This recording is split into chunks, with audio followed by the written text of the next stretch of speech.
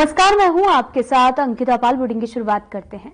उत्तराखंड में संचालित होने वाले सभी मदरसों के जांच के आदेश दिए गए हैं। मुख्यमंत्री पुष्कर सिंह धामी के दिशा निर्देश के बाद में पुलिस प्रशासन अब काफी सख्त नजर आ रहा।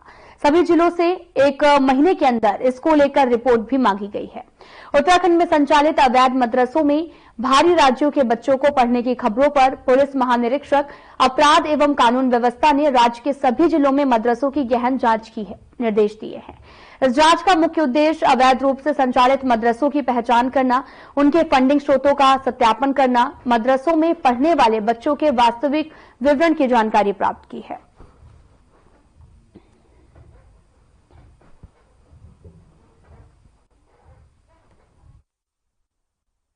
माननीय मुख्यमंत्री उत्तराखंड शासन के द्वारा जो है ये निर्देश दिए गए कि उत्तराखंड राज्य में शिकायत आ रही है कि यहाँ अवैध मदरसों की जो है वो कुछ संलिप्त गतिविधियां देखी जा रही है। तो इसमें माननीय मुख्यमंत्री उत्तराखंड शासन के द्वारा जो है पुलिस महानिदेशक महोदय इनको निर्देश दिए गए कि इस तरह से अगर कोई अवैध मदरसे राज्य में चल रहे हैं या कुछ पंजीकृत नहीं है तो इनके जो है गहनता से इनकी जांच की जाए। इनकी जो इनकी दस्तावेज है या अन्य चीजें है इनकी जांच करने के निर्देश दिए गए। तो इसका वेरिफिकेशन जो है पुलिस शुरू करने जा रही है और इसमें इनकी इवन फंडिंग, अगर अवैध तरीके से फंडिंग आ रही है या कुछ बाहरी राज्य के बच्चे ऐसे अवैध मदरसों में पढ़ते हैं तो उनकी भी जांच जो है पुलिस करेगी।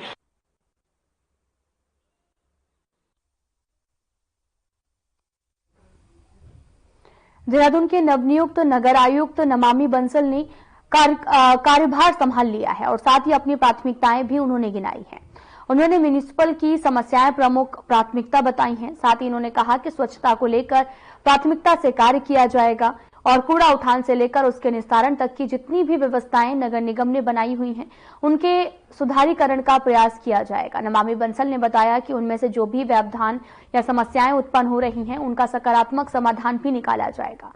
साथ ही अन्य समस्याएं जो हैं जिससे नगर निगम को दिन प्रतिदिन रूबरू होना पड़ता है उनके भी फीडबैक की प्रक्रिया को अपनाया जाएगा। साथ ही निगम के स्तर से समस्याओं का समाधान भी निकाला जाएगा।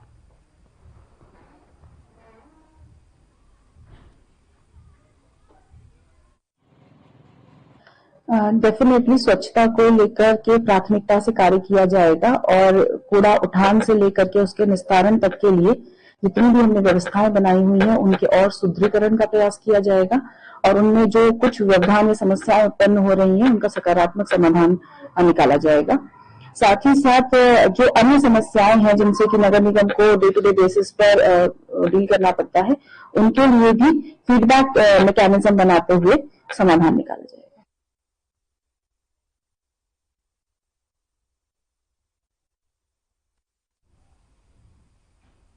भगवानपुर विधायक ममता राकेश ने बीडू खड़क गांव में सड़क का फीता काटकर उद्घाटन किया है। इस दौरान विधायक ममता राकेश का ग्रामीणों ने जोरदार स्वागत किया।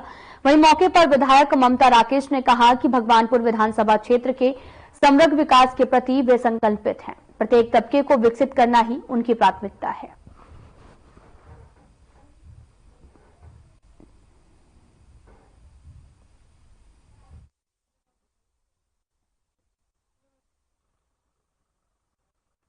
देखिए, जहां जहां सड़कें टूटी हुई थी पिछले वर्ष की आपदा के बाद में, तो वहां पर तेजी के साथ सड़कों के निर्माण का कार्य कराया जा रहा है।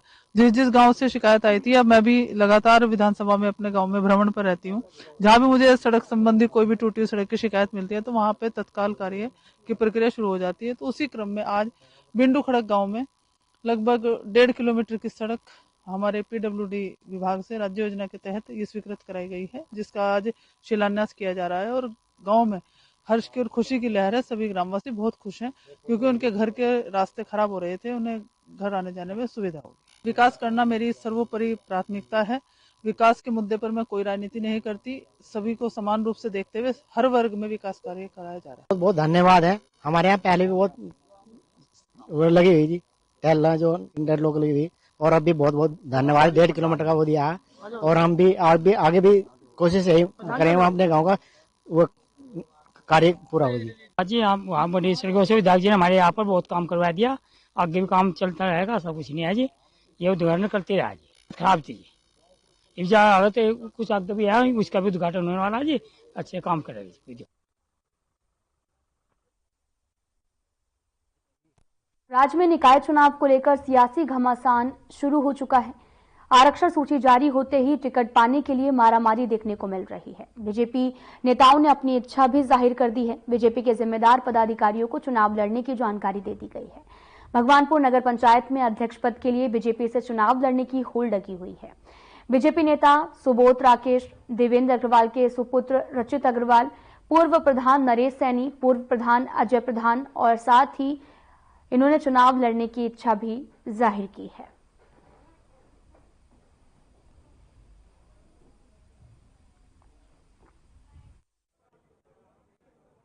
भारतीय जनता पार्टी का हर एक कार्यकर्ता हर मोर्चे पे शुरू से लेकर आखिर तक लड़ता है। हम शुरुआत से, मैं पहले से भी ये बात कह रहा हूं आपको, किसी भी कैटेगरी में आए, भारतीय जनता पार्टी का हर कार्यकर्ता अपने प्रत्याशी को जिताने के लिए जी जान से लगेगा। रही बात अब जनरल की सीट आई, तो मेरी दावेदारी इसलिए मजबूत बैठती है क्योंकि जनरल पे जनरल वालों का हक है, और यदि पार्टी फिर भी किसी अन्य व्यक्ति को टिकट देती है तो मैं कहता हूं मैं उसके साथ जी जान से लगूंगा। और भारतीय जनता पार्टी 100% अब की बार नगर पंचायत में दूसरी बार अपने आप को यहाँ विजयी घोषित हो। देखिए, बिल्कुल हकीकत है, हमने अपनी पार्टी के सम्मानित नेताओं के सामने, हमें जब पता लगा जनरल सीट आ गई है तो हमने अपने आवेदन और अपनी दावेदारी करने का काम किया है। और निश्चित रूप से सुबोध राकेश की जो कार्यशैली है, और पिछले 5 साल में हमने माता जी के माध्यम से हमने नगर पंचायत के सम्मानित लोगों की जो सेवा की है, यहाँ पर विकास कार्य कराए हैं, उसके बेस पर निश्चित रूप से हमारी पार्टी के सम्मानित नेता आशीर्वाद देने का काम करेंगे, ऐसा मुझे विश्वास है। देखो, पार्टी का मैं हूँ सिपाही। अगर पार्टी मुझे टिकट देगी तो हिम्मत के साथ, ईमानदारी के साथ लड़ूंगा और जीतूंगा भी, और अगर किसी और को भी देगी तो उसके साथ तन मन धन से सहयोग करूंगा। मैं पार्टी का है, मेरा तो कमल निशान है, जिसका भी होगा मैं उसके साथ हूं। अब मुझे करेगी पार्टी, सोचेगी भाई, तो मैं भी लड़ने के तैयार हूँ, या भाई जो भी पार्टी का निर्णय होगा मैं सर्वोपरि खास कर रहे हैं। भारतीय जनता पार्टी का मैं निष्ठावान कार्यकर्ता हूं।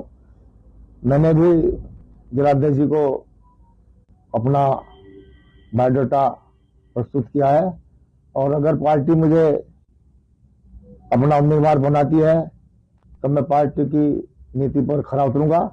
और भगवानपुर का पुनः जिस प्रकार मैंने प्रधान रहते हुए चौमे उपवास किया, नगर पंचायत में भी मैं इसी तरह चौमे विकास करूंगा और सबको साथ लेकर चलूंगा, ऐसा मेरा विश्वास है।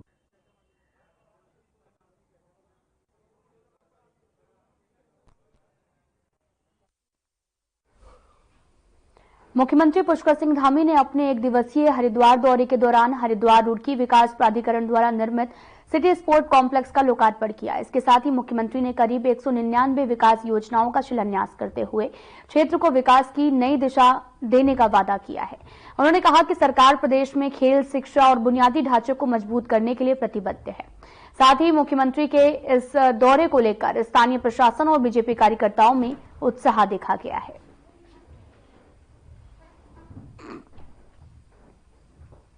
यहाँ के सभी खिलाड़ियों को, यहाँ के सभी नागरिकों को, सबको एक अच्छी सुविधा यहाँ पर मिल पाएगी। इसके साथ साथ रुड़की में, अन्य नगर पालिकाओं में, नगर परिषद में और स्कूलों में ये काम करवाए गए हैं, और ये सभी काम पूरे हरिद्वार जनपद के लिए आने वाले समय में एक विकास के मील के पत्थर साबित होंगे।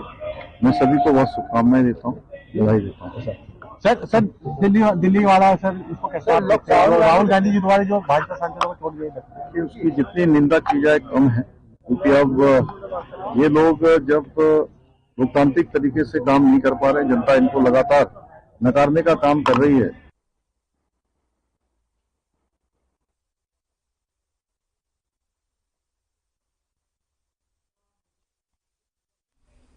फिलहाल यहाँ रुकते हैं एक छोटे से ब्रेक के लिए।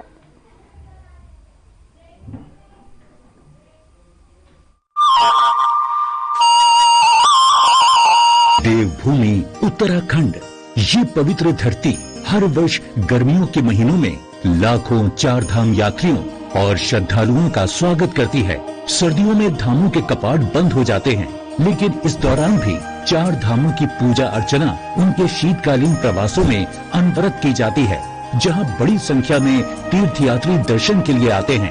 उखी मठ के ओंकारेश्वर मंदिर में बाबा केदारनाथ, पांडुकेश्वर के योग ध्यान बद्री मंदिर में बद्री विशाल जी, खरसाली के यमुना मंदिर में मां यमुना और मुखबा के मुखी मठ मंदिर में मां गंगा का शीतकालीन प्रवास होता है। चार धाम के साथ साथ कार्तिक स्वामी, महासू देवता, मां हाट काली, जागेश्वर धाम, नैना देवी, कैची धाम सहित बहुत से धार्मिक पौराणिक महत्व के मंदिर हैं, जहां प्रतिवर्ष लाखों श्रद्धालु हर मौसम में शीश नवाने आते हैं। प्रधानमंत्री श्री नरेंद्र मोदी जी के मार्गदर्शन और मुख्यमंत्री श्री पुष्कर सिंह धामी जी के नेतृत्व में राज्य सरकार का संकल्प है कि श्रद्धालुओं के लिए इन तीर्थ स्थलों के दर्शन पूरे साल सुगम और सुरक्षित रूप से होते रहें।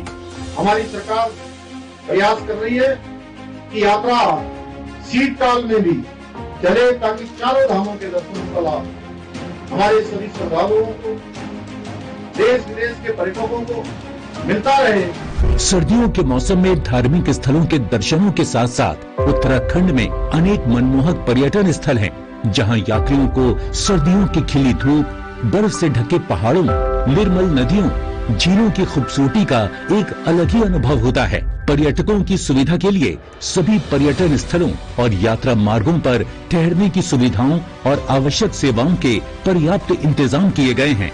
आइए आप भी इन सर्दियों में उत्तराखंड में आध्यात्म और पर्यटन का आनंद उठाइए।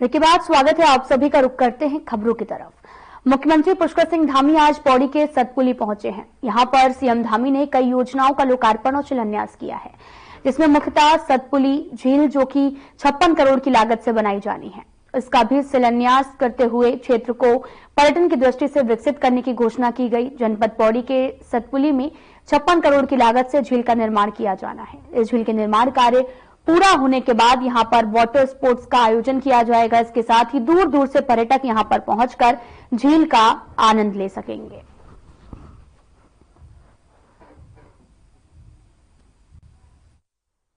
आज प्रकृति की गोद में इस पौराणिक क्षेत्र में आप सबके बीच में आकर मुझे अत्यंत खुशी हो रही है। मैं देख रहा हूं कि पूरी सड़कों में जब आदरणीय महाराज जी और हम आ रहे थे तो मैं देख रहा था कि वास्तव में इस झील के बनने से, यहां की इन योजनाओं के पूरा होने पर निश्चित रूप से क्षेत्र बिल्कुल बदलने वाला है। और न्यार नदी, जिसके बारे में भी महाराज जी बता रहे थे, जो किसी की यार नहीं, वो अब हम सबको जल भी देगी, जीवन भी देगी और इस क्षेत्र में समृद्धि लाने का काम भी करेगी।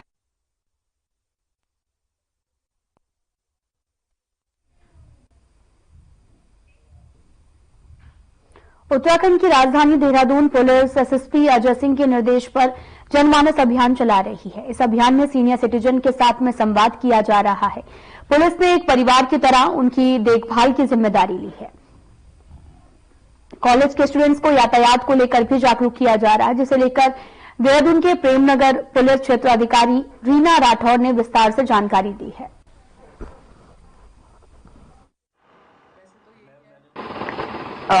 इस समय हमारे जनपद के उच्चाधिकारियों के निर्देश के क्रम में, एसएसपी महोदय के निर्देश के क्रम में हम लगातार बच्चों के बीच और खासकर आजकल जो अभियान विशेष चल रहा है, सीनियर सिटीजन्स के बीच सुरक्षात्मक वातावरण को बढ़ाने के दृष्टिकोण से, उन्हें अवेयर करने के दृष्टिकोण से हम उन तक पहुंच रहे हैं। जैसे कि अभी हमारे द्वारा सैलाकुई क्षेत्र में भी तमाम वरिष्ठ गणों को एकत्र करके उनको तमाम सुरक्षा से संबंधित बातें बताई गई, अगर वो अकेले रहते हैं या।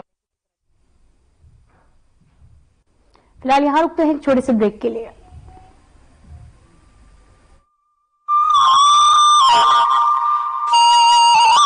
देवभूमि उत्तराखंड, ये पवित्र धरती हर वर्ष गर्मियों के महीनों में लाखों चार धाम यात्रियों और श्रद्धालुओं का स्वागत करती है। सर्दियों में धामों के कपाट बंद हो जाते हैं, लेकिन इस दौरान भी चार धामों की पूजा अर्चना उनके शीतकालीन प्रवासों में अनवरत की जाती है, जहां बड़ी संख्या में तीर्थयात्री दर्शन के लिए आते हैं। उखी मठ के ओंकारेश्वर मंदिर में बाबा केदारनाथ, पांडुकेश्वर के योग ध्यान बद्री मंदिर में बद्री विशाल जी, खरसाली के यमुना मंदिर में मां यमुना और मुखबा के मुखी मठ मंदिर में मां गंगा का शीतकालीन प्रवास होता है। चार धाम के साथ साथ कार्तिक स्वामी, महासु देवता, मां हाट काली, जागेश्वर धाम, नैना देवी, कैची धाम सहित बहुत से धार्मिक पौराणिक महत्व के मंदिर हैं, जहां प्रतिवर्ष लाखों श्रद्धालु हर मौसम में शीश नवाने आते हैं। प्रधानमंत्री श्री नरेंद्र मोदी जी के मार्गदर्शन और मुख्यमंत्री श्री पुष्कर सिंह धामी जी के नेतृत्व में राज्य सरकार का संकल्प है कि श्रद्धालुओं के लिए इन तीर्थ स्थलों के दर्शन पूरे साल सुगम और सुरक्षित रूप से होते रहें। हमारी सरकार प्रयास कर रही है कि यात्रा शीतकाल में भी चले, ताकि चारों धामों के दर्शन का लाभ हमारे सभी श्रद्धालुओं को, देश विदेश के पर्यटकों को मिलता रहे। सर्दियों के मौसम में धार्मिक स्थलों के दर्शनों के साथ साथ उत्तराखंड में अनेक मनमोहक पर्यटन स्थल हैं, जहां यात्रियों को सर्दियों की खिली धूप, बर्फ से ढके पहाड़ों, निर्मल नदियों, झीलों की खूबसूरती का एक अलग ही अनुभव होता है। पर्यटकों की सुविधा के लिए सभी पर्यटन स्थलों और यात्रा मार्गों पर ठहरने की सुविधाओं और आवश्यक सेवाओं के पर्याप्त इंतजाम किए गए हैं। आइए आप भी इन सर्दियों में उत्तराखंड में आध्यात्म और पर्यटन का आनंद उठाइए।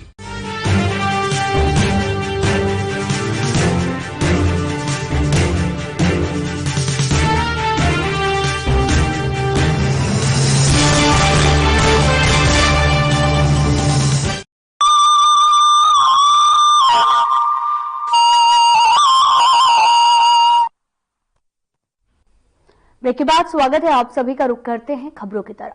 देहरादून के नवनियुक्त नगर आयुक्त नमामि बंसल ने कार्यभार संभाल लिया है और इसी के साथ में उन्होंने अपनी प्राथमिकताएं जो हैं वो क्या रहने वाली हैं इस बारे में भी जिक्र किया। उन्होंने म्युनिसिपल की समस्याएं प्रमुख प्राथमिकता बताई और वहीं बताया कि स्वच्छता को लेकर प्राथमिकता से काम किया जाएगा, तो कूड़ा उठान से लेकर उसके निस्तारण तक की प्रक्रिया में सुधार का कार्य किया जाएगा। बंसल ने बताया कि नगर निगम को जिन समस्याओं से दिन प्रतिदिन रूबरू होना पड़ता है, उनके लिए भी फीडबैक की प्रक्रिया अपनाई जाएगी।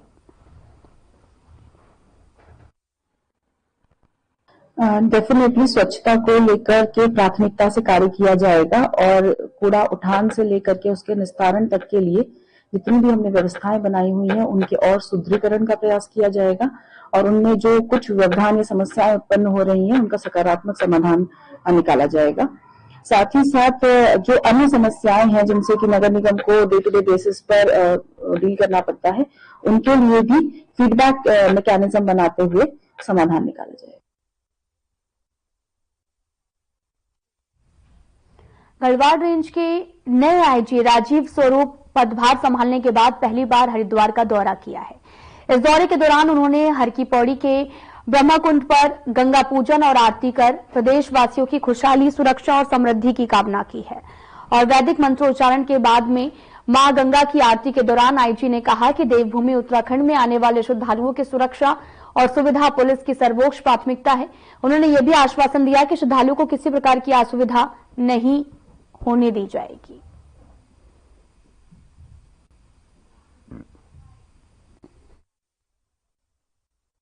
देखिए, आते ही हरिद्वार जनपद में आते ही मां गंगे का आशीर्वाद लिया और समस्त जितने भी हमारे हरिद्वार में पूरे रेंज में हमारी जो भी जनता है उन सभी के परिवार की वो सुखी रहें, संपन्न रहें, सुरक्षित रहें, यही मां गंगे से प्रार्थना की और साथ साथ ये भी प्रार्थना की कि समस्त परिक्षेत्र में जो हमारा पुलिस बल है मां गंगे उनको आशीर्वाद दें। Uttarakhand science education and research centre की ओर से देहरादून के सर्वे चौक स्थित IRDT सभागार में आपको बताते चले कि कार्यक्रम का आयोजन किया गया और साथ ही इस ओर से आयोजित चौथे महिला वैज्ञानिक कॉन्क्लेव में बतौर मुख्य अतिथि राज्यपाल लेफ्टिनेंट जनरल गुरमीत सिंह ने भी शिरकत की है। इस अवसर पर राज्यपाल ने 13 महिला वैज्ञानिकों और 3 छात्राओं को पुरस्कार देकर सम्मानित किया।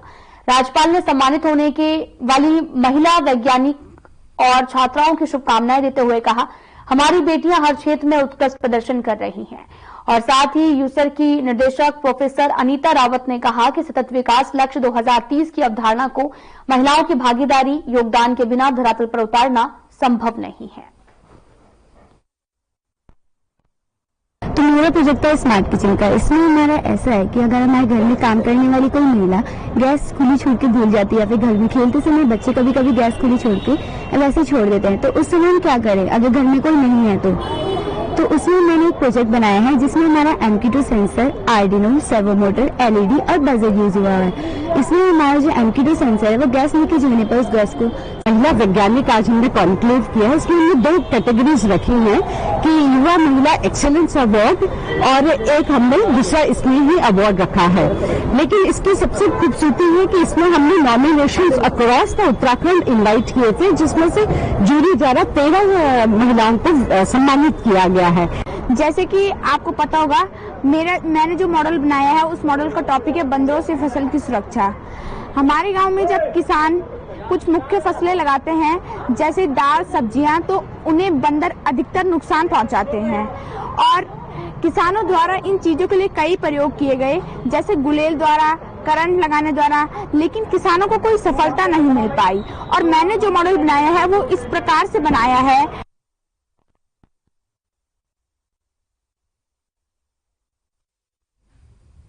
फिलहाल बुलेटिन में इतना ही। नमस्कार।